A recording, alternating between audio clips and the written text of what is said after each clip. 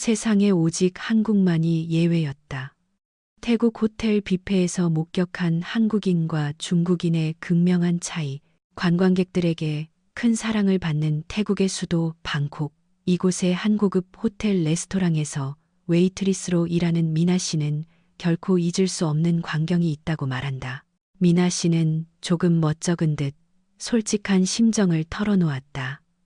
솔직히 말해서 처음에는 한국인 손님들이 조금 불편했어요. 그녀가 호텔에서 일을 시작했을 때 영어가 잘 통하지 않는 손님들을 많이 만났고 그것이 큰 스트레스였다고 설명했다. 특히 한국인들에게서 그런 경향이 두드러졌다고 한다. 미나 씨는 처음에는 무척 의아했다. 고급 호텔에 묵는 외국인이라면 당연히 영어를 잘할 것이라고 생각했기 때문이다. 하지만 많은 한국인들은 간단한 영어 문장조차 이해하기 어려워했고 쉬운 설명에도 어쩔 줄 몰라 하는 모습을 보였다. 실제로 한국은 영어 교육이 보편화되어 있지만 일상적인 대화에서는 많은 이들이 자신감을 보이지 못하는 경향이 있다. 유창하게 영어를 구사하는 한국인은 전체 인구의 소수에 불과하다고 알려져 있다. 미나 씨는 왜 그럴까 하고 궁금해했지만 이내 그들의 특징을 발견했다. 한마디로 그들은 수줍음이 많고 조용했으며 결코 큰 소리를 내지 않았다. 무언가 질문을 하면 곤란하다는 듯이 웃으며 고개를 갸웃거릴 뿐이었다. 그녀는 처음에는 그들의 그런 조용한 태도에 답답함마저 느꼈다고 말했다. 한국은 아주 보수적인 사회인가? 지나치게 내성적인 나라 사람들 같아. 태국을 한 번도 가본 적 없고 한국인 친구도 없는 미나 씨는 자신도 모르게 편견을 갖게 되었다. 하지만 레스토랑의 저녁 뷔페에서 일어난 한 사건이 미나 씨의 한국에 대한 인상을 완전히 뒤바꿔 놓았다. 저녁 시간이 되자 화려한 태국 음식이 가득 차려진 뷔페 코너는 여느 때처럼 활기가 넘쳤다. 수많은 투숙객이 식사를 위해 몰려들었다. 고소한 향에 까이양, 태국식 닭구이, 알싸한 그린 커리, 풍미 가득한 팟타이, 그리고 명성 높은 탱냠꿍까지. 보기만 해도 군침이 도는 요리들 앞에서 모두가 흥분을 감추지 못했다. 바로 그때 미나 씨가 마음속으로 폭풍전의 고요라고 부르는 단체가 나타났다. 아, 중국에서 온 대규모 단체 관광객들이구나. 오늘도 오셨네. 그녀는 마음의 준비를 단단히 했다. 그들이 도착하자 레스토랑의 분위기는 순식간에 돌변했다. 뷔페 코너는 삽시간에 전쟁터로 변했다. 입구에서부터 그들의 존재감은 폭발했다. 한 명 한 명이 마치 세상에 무서울 것이 없다는 듯이 우렁찬 목소리와 위압적인 기세로 들어섰다. 미나 씨가 만석이라 잠시만 기다려 달라고 하자 우리가 돈 내고 묵는 손님인데 라는 고함이 날아왔다. 마이크가 필요 없을 정도의 성량의 다른 테이블의 대화가 모두 바를 정도였다. 자리가 정해지자마자 진짜 쇼가 시작되었다. 그들은 뷔페 코너를 향해 전속력으로 돌진했다. 침향국 냄비 앞에서 그들은 새우를 차지하기 위해 서로를 밀쳤고 접시를 높이 든 모습은 마치 농구의 리바운드 싸움을 보는 듯했다. 아무리 봐도 1인분이라고는 할 수 없는 양을 태연하게 담아가는 것은 시작에 불과했다. 어떤 이들은 접시 위에 음식탑을 쌓아 올리는 예술의 경지에 이르기도 했다. 음식을 향한 그들의 애정은 탑이 무너질까 주위에서 걱정할 정도였다. 물론 양보라는 단어는 그들의 사전에 존재하지 않았다. 줄을 서서 기다리기보다는 줄 서 있는 사람들 사이에 빈틈을 파고드는 것이 그들의 기본 방식이었다. 맛있는 음식 앞에서 겸손은 시간 낭비라는 것이 그들의 철학인 듯했다. 더욱 놀라운 광경은 그 이후에 펼쳐졌다. 손으로 음식을 집는 것은 본능적인 스타일이었고 먹지 못할 만큼 가져온 음식은 아무렇지 않게 남기고 다음 목표를 향해 웃으며 걸어갔다. 테이블 위에는 손도 대지 않은 요리들이 산더미처럼 쌓였다. 미나 씨와 동료들은 이건 다 버려야겠네 라며 한숨을 쉴 뿐이었다. 혹시나 주의를 주려고 하면 그들은 버럭 화를 내며 뷔페인데 마음대로 가져다 먹는 게 뭐가 잘못됐냐고 반박했다. 음식을 남기는 것이 부의 상징이라는 중국의 식문화 때문일지도 모르지만 직원들에게는 그것이 엄청난 스트레스였다. 여기는 서바이벌 게임 현장이 아니라 평범한 뷔페라고요. 그럼에도 미나 씨는 매일 웃는 얼굴로 자신의 자리를 지켰다. 하지만 어느 날 밤 그녀는 마침내 한계를 느꼈다. 여느 때처럼 레스토랑은 만석이었고 모든 직원이 정신없이 바빴다. 그날 밤에도 어김없이 그 중국인 단체 관광객들이 찾아왔다. 그들의 목소리가 지나간 자리는 공기마저 떨리는 듯했다. 그날 뷔페의 메인 요리는 호텔이 자랑하는 팥 크라파오 무쌉 태국식 돼지고기, 바질 볶음과 부드러운 카오만가이 하이난식 치킨 라이스였다. 주방장이 오늘 실력 발휘 좀 했지라며 으쓱했던 자신작이었다. 하지만 그 요리들은 순식간에 그들의 테이블 위에 쌓인 접시 예술 작품으로 변해버렸다. 마치 파크라파오 무쌉 속에 금괴라도 묻혀있는 듯한 그들의 집착에 줄을 서서 기다리던 다른 손님들은 눈을 동그랗게 뜨고 멍하니 서 있을 뿐이었다. 미나 씨를 더 힘들게 한 것은 뒷정리였다. 중국인 손님들이 떠난 후의 테이블은 마치 뷔페 코너의 재현장 같았다. 의자에 흩어진 밥알, 바닥에 끈적하게 붙은 당면 조각, 여기저기 뒹구는 망고 껍질, 왜 매번 이런 걸까? 미나 씨가 깊은 한숨을 내쉬는데 우연히 테이블 위에 놓인 팁이 눈에 들어왔다. 바로 그 순간 미나 씨의 마음은 복잡해졌다. 이걸로 다 퉁치자는 건가? 그렇다. 그들은 팁으로 모든 무례함과 뒷정리의 수고를 해결하려는 듯했다. 마치 드라마 속 악당이 마지막에 수고에 한마디 던지고 떠나는 것처럼 현장의 고된 노동이 지폐 한 장으로 무마되는 기분이었다. 미나 씨의 마음에 날카로운 통증이 스쳤다.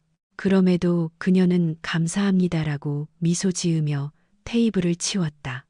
프로페셔널한 서비스였기 때문이다. 하지만 그날 밤은 달랐다. 한 남자 손님이 주류가 유료라는 안내판을 보고는 불같이 화를 냈다. 그는 맥주잔을 테이블에 콱 내려놓으며 소리쳤다. 맥주가 왜 유료야? 음료도 없이 이걸 어떻게 먹으라고? 누가 책임질 거야? 미나 씨의 손이 멈췄다. 그녀는 눈을 크게 뜨고 그 자리에 얼어붙었다. 누가 책임져? 이것은 더 이상 불만이 아니라 거의 창작 소설의 한 장면 같았다. 결국 그를 만족시키기 위해 미나 씨는 1시간 가까이 설명을 해야 했고 설명할 때마다 그녀의 영혼은 조금씩 깎여나갔다. 미나 씨의 마음속에서 무언가 툭 하고 끊어졌다. 더는 못 참아. 그날 밤 그녀는 처음으로 직원 휴게실에서 눈물을 쏟았다고 한다. 아무리 노력해도 상대방은 자신의 배려와 마음을 알아주지 않는다는 것. 어쩌면 자신은 그저 음식물 쓰레기를 치우는 사람으로만 여겨지는 것일지도 모른다는 슬픔이 그녀의 마음을 가득 채웠다. 다음 날 미나 씨는 평소보다 일찍 출근했다. 맥주가 공짜여야 한다는 황당한 논리가 펼쳐졌던 어젯밤으로부터 24시간도 채 지나지 않은 시간이었다. 그녀는 마음속으로 제발 오늘만은 평온한 하루가 되기를 하고 기도했다. 바로 그때 레스토랑 입구에 8명으로 구성된 동아시아인 단체가 나타났다. 나이든 부부 한 쌍과 그들의 가족으로 보이는 젊은 부부 두 쌍, 그리고 아이들이었다. 그들의 얼굴에는 관광의 즐거움을 만끽하는 평화로운 표정이 어려 있었다. 한 나이든 남성이 영어로 그러나 매우 정중하게 물었다. 실례합니다. 들어가도 될까요? 미나 씨는 그 한마디에 충격을 받았다. 우리가 들어가는 건 당연하다는 태도가 아니라 인원이 많아 미안해하는 겸손하고 예의 바른 태도였다. 들어가도 되냐고요? 당연히 되죠. 테이블은 이미 준비되어 있었지만 그들의 정중한 질문에 오히려 미나 씨가 미안해질 정도였다. 한국인들이구나. 미나 씨는 생각했다. 아, 또 그 지나치게 조용한 한국인 손님들이네. 그래도 시끄러운 것보다는 낫겠지. 하지만 그들을 자리로 안내하는 동안 아이들은 부모의 손을 꼭 잡고 있었고 뛰어다니거나 소리를 지르지 않았다. 미나 씨는 뷔페 코너를 곁눈질했다. 아니나 다를까 인기 메뉴 앞에는 벌써 사람들이 모여들기 시작했다. 그린 커리, 뽀삐아, 까이양, 그리고 탱냠꿍. 미나 씨의 경험상 중국인 단체 관광객이 있었다면 이곳은 분명 음식 쟁탈전이 벌어졌을 것이다. 하지만 이 한국인 단체는 달랐다. 줄지어 있는 인기 메뉴 앞에서 그들 중 누구도 접시를 가득 채우지 않았다. 그들은 여러 종류의 음식을 아주 조금씩만 덜어서 맛을 보기 시작했다. 특히 미나 씨가 의아하게 생각한 것은 그린 커리 코너였다. 중국인 단체라면 거의 냄비를 비울 기세로 퍼갔겠지만 한국인들은 달랐다. 그들은 줄을 비집고 들어가지 않았고 앞에 사람이 있으면 조용히 차례를 기다렸다. 옆에서 보기에도 줄 서는 문화가 이미 몸에 밴 듯했다. 자신의 차례가 되자 그들은 소량의 음식만 집어 접시 한쪽에 조심스럽게 올려놓았다. 그 모습은 마치 일단 맛부터 보자는 신중함을 유지하는 듯했다. 가장 놀라웠던 것은 10살쯤 되어 보이는 남자아이가 음식을 담을 때 일어난 일이었다. 아이가 작은 손으로 음식을 담다가 실수로 집게를 떨어뜨려 쨍하는 소리가 나자 아이는 즉시 미나 씨를 향해 가볍게 고개를 숙이며 죄송합니다라고 말했다. 그의 부모 또한 바로 달려와 정말 죄송합니다. 실례가 많았습니다라며 거듭 사과했다. 이 지극히 예의 바른 상호작용에 미나 씨는 잠시 이곳이 호텔 뷔페가 아니라 어느 고급스러운 가정의 파티장인가 하는 착각에 빠졌다. 그들은 음식을 가져와 식사를 하고 웃으며 대화를 나눴지만 다른 테이블에 전혀 방해가 되지 않았다. 미나 씨는 마치 공기처럼 조용하고 편안한 손님이 존재한다는 사실에 신선한 충격을 받았다. 왜 이렇게 다를까? 미나 씨는 이 한국인들의 절제된 식사 모습을 계속해서 떠올렸다. 그녀는 속으로 생각했다. 혹시 태국 음식이 한국인들 입맛에 안 맞나? 그들이 너무나도 조심스럽고 너무나도 정중했기 때문이다. 미나 씨는 그들이 이곳의 음식을 마음에 들어 하지 않는다고 생각했다. 그래서 용기를 내어 직접 물어보기로 했다. 음식은 입에 맞으세요? 그녀는 약간의 불안감을 안고 조심스럽게 물었다. 그러자 그들은 환하게 웃으며 대답했다. 얼굴에 빛이 나는 듯했다. 네, 너무 맛있어요. 저희 태국 음식 정말 좋아해요. 그 대답에 미나 씨는 자신도 모르게 입을 벌렸다. 네, 맛있다고요? 그러면 더 드셔도 되는데. 미나 씨는 생각보다 친절한 그들의 반응에 안도의 한숨을 내쉬었다. 이어서 그녀는 스마트폰의 번역 앱을 이용해 메시지를 보여주었다. 왜 이렇게 조금만 드세요? 뷔페니까 마음껏 드셔도 괜찮아요. 그러자 남자 손님 중 한 명이 즉시 자신의 스마트폰을 꺼내 번역된 화면을 보여주었다. 화면에는 이렇게 쓰여 있었다. 이렇게 맛있는 음식은 다른 손님들도 드시고 싶을 테니까요. 맛있는 건 독차지하면 안 되죠. 다 같이 나눠 먹어야죠. 그 순간 시간이 멈춘 것 같았다. 그 문장은 미나 씨의 머리를 한 대 세게 때리는 듯한 충격을 주었다. 이게 뭐지? 이런 생각을 하는 사람이 있단 말인가? 뷔페란 먼저 집는 사람이 임자, 안 먹으면 손해라는 문화에 깊이 빠져 있던 미나 씨에게 그들의 사고방식은 완전히 다른 차원의 이야기였다. 맛있으니까 나눠 먹고 싶다는 그 한마디에 미나 씨는 이 한국인들의 행동 하나하나가 단순한 예의를 넘어선 것임을 강하게 깨달았다. 그들의 행동은 타인에 대한 배려에서 비롯된 것이었다. 그리고 그 배려는 직원들에게까지 이어졌다. 그녀가 서툰 솜씨로 요리를 설명하려 하면 그들은 미소 지으며 감사합니다라고 말했다. 테이블에 물만 채워주어도 몇 번이고 감사합니다라고 인사했다. 그녀가 접시를 치우려고 하자 한 명은 심지어 직접 접시를 건네주기까지 했다. 그들의 태도에 미나 씨는 마음이 따뜻해지는 것을 느꼈다. 이 사람들은 단순히 식사를 하러 온 것이 아니라 이 공간을 정리하는 모든 사람이 즐거운 시간을 보낼 수 있도록 공간 자체를 소중히 여기고 있었다. 잊지 못할 일이 하나 더 있다. 한 어린 여자아이가 작은 목소리로 이렇게 말했다. 엄마, 음식은 다 같이 나눠 먹으면 더 맛있지? 미나 씨는 그 말을 듣는 순간 이 아이는 커서 분명 다른 사람을 소중히 여기는 사람이 될 거야 라고 생각했다. 그렇게 한국인들과의 조용하고 아름다운 밤이 지나갔다. 하지만 이것은 끝이 아니라 미나 씨의 마음속에 한국을 더 알고 싶다는 생각이 싹튼 시작이었다. 미나 씨는 손님은 왕이다라는 말을 들어왔지만 그녀의 경험상 실제로 그것을 체감한 적은 거의 없었다. 오히려 왕이 아니라 포효하는 신처럼 행동하는 사람들을 매일 상대해야 했다. 하지만 한국인들은 달랐다. 그들은 손님이라는 지위를 방패 삼지 않았고 오히려 자신이 서비스를 받는 입장이라는 것을 항상 의식하는 듯 했다. 감사합니다. 그것은 그들이 하룻밤 동안 수십 번도 더 했던 말이었다. 설명이 조금 부족해도 그들은 미소 지으며 고개를 끄덕이고 괜찮아요 라고 말한 뒤 다시 감사합니다 라고 말했다. 그것은 마치 마법과도 같았다. 그 짧은 한마디가 미나 씨와 동료들을 얼마나 많이 구원했는지 모른다. 그것은 서비스를 받았기에 의무적으로 하는 말이 아니라 사람으로서의 감정이 담긴 자연스럽고 따뜻한 말이었다. 더욱 놀라운 것은 그들의 행동거지였다. 아이가 포크를 떨어뜨리면 부모가 재빨리 주워서 죄송합니다라고 사과했다. 다 쓴 접시는 치우기 편하도록 한쪽에 모아두었다. 냅킨이나 수저를 떨어뜨리면 모른 척하지 않고 그것을 주워 그녀에게 건네며 이것 좀 바꿔주시겠어요? 라고 부탁했다. 누군가 그들 옆 테이블의 의자를 빼려고 하면 그들은 자신의 의자를 살짝 안으로 당겨 길을 터주었다.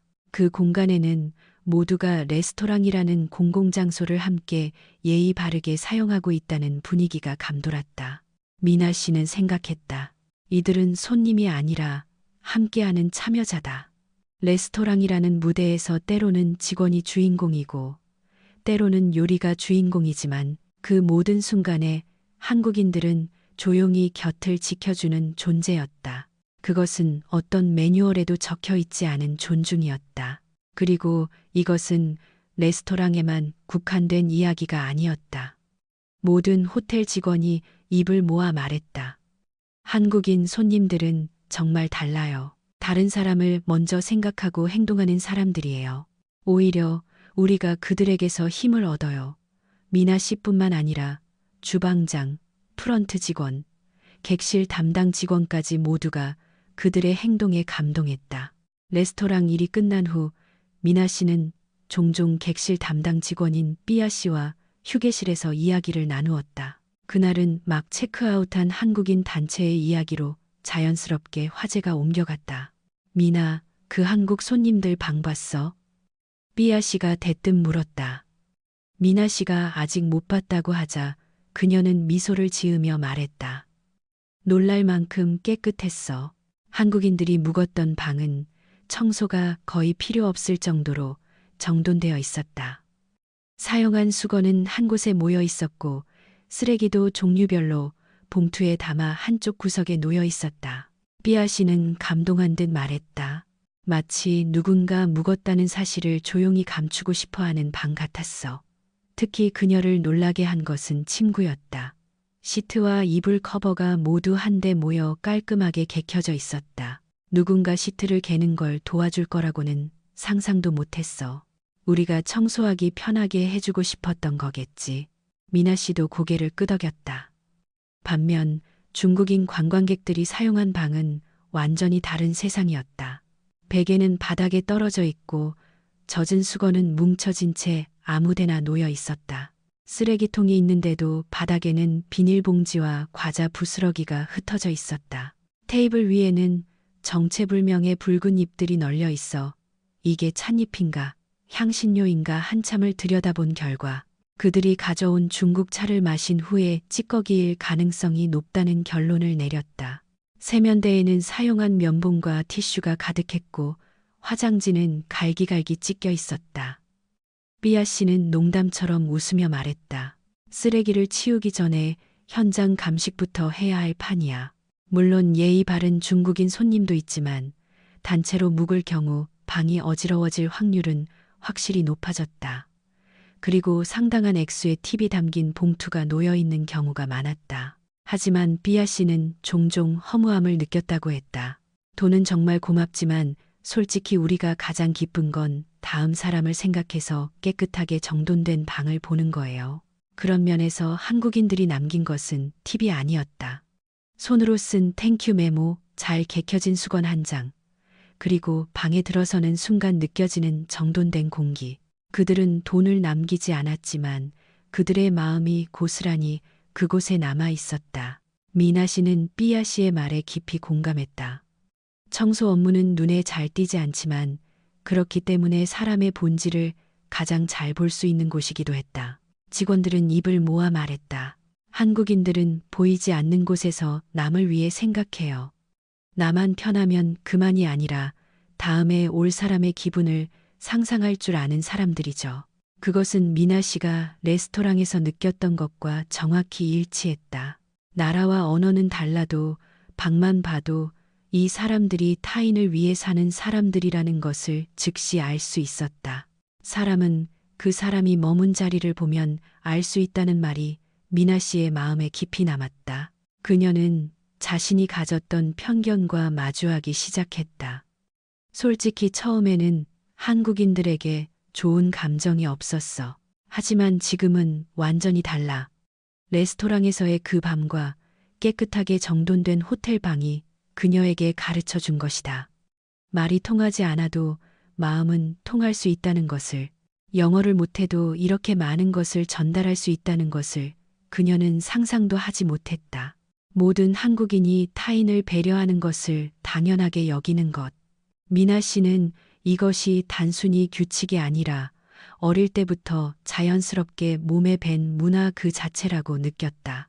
아이들조차 타인을 배려하는 말을 하는 것을 보면 가정 교육이 잘 이루어지고 있는 것이리라. 저 사회에서는 타인을 위하는 생각이 보편적이구나.